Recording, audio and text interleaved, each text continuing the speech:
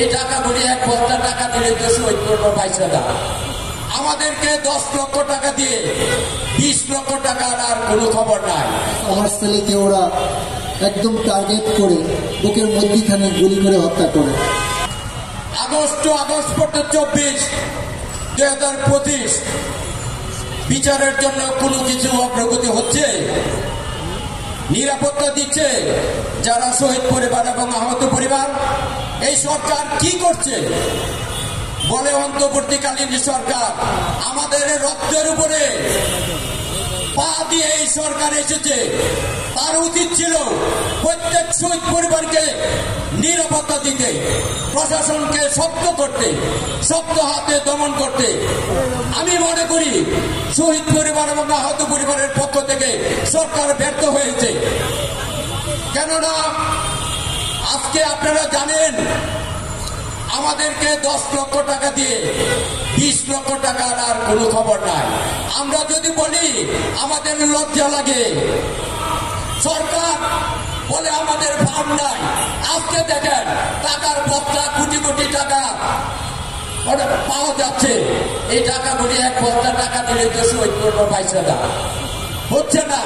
আমরা যদি চাই বলে আপনাদের লজ্জার ব্যাপার, আপনাদের ছেলে কি দেশের জন্য শহীদ হয়েছে, আপনাদের চাওয়া।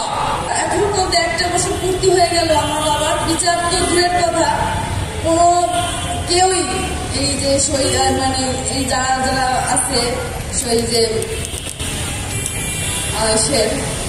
এরা এখন পর্যন্ত আমাদের বাচ্চাদের কোনো বিচার করা তো দূরের কথা, তারা এইসব নিয়ে ভাবেই না। যদি ভাবতো আজকে 1 বছর কেন করতে হবে আমাদের বাচ্চাদের, আজকে 1 বছর কেন 2-4-6 মাসের ভিতরে তাদের বিচার করা উচিত ছিল। এখনো তো স্বৈরাচার আছে দেশে, আমাদের এখানে কিছু মাথা গেছে, কিন্তু তাদের যে বীজগুলো রেখে গেছে তারা তো এখনো চারপাশে ঘুরছে। কই তাদের তো কোনো বিচারের কোনো মানে পদক্ষেপ নেওয়ার মানে দেখি না কিছু।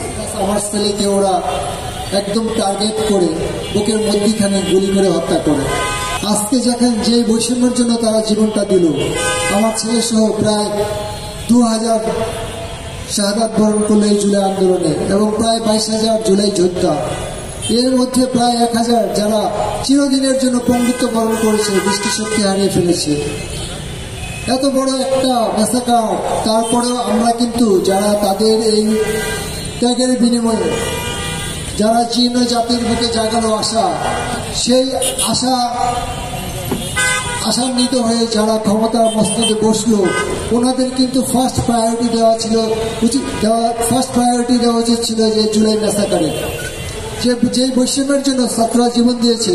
আপনারা সেই বৈষম্যমূলক বাংলাদেশ বা সেই রকম একটা বাংলাদেশ উপহার দিবেন, বা পরবর্তী যারা নির্বাচিত হয়ে ক্ষমতা আসবে তারা যেন সেরকম ফেস্টিভাল কায়েম করতে না পারে, আবার যেন সেই বৈষম্যের শিকার হয়ে দেশের বিদ্যাপীঠ শিক্ষাঙ্গনের জন্য কারো জীবন দিতে না হয়।